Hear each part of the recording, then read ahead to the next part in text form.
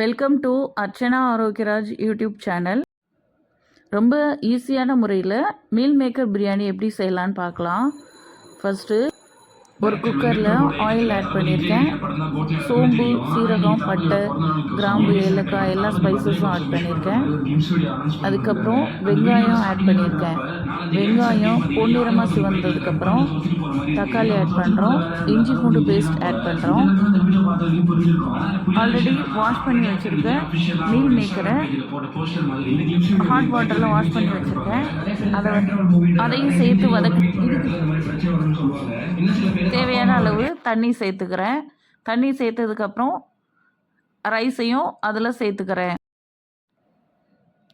இப்போது குக்கரில் ஒரு விசில் வர்ற வரைக்கும் வெயிட் பண்ணலாம்.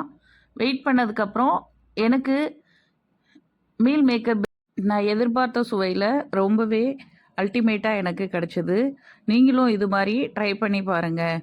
இந்த வீடியோ பிடிச்சிருந்தா லைக் பண்ணுங்கள், ஷேர் பண்ணுங்கள், கமெண்ட் பண்ணுங்கள், மறக்காமல் சப்ஸ்கிரைப் பண்ணுங்கள். தேங்க்ஸ் ஃபார் வாட்சிங்.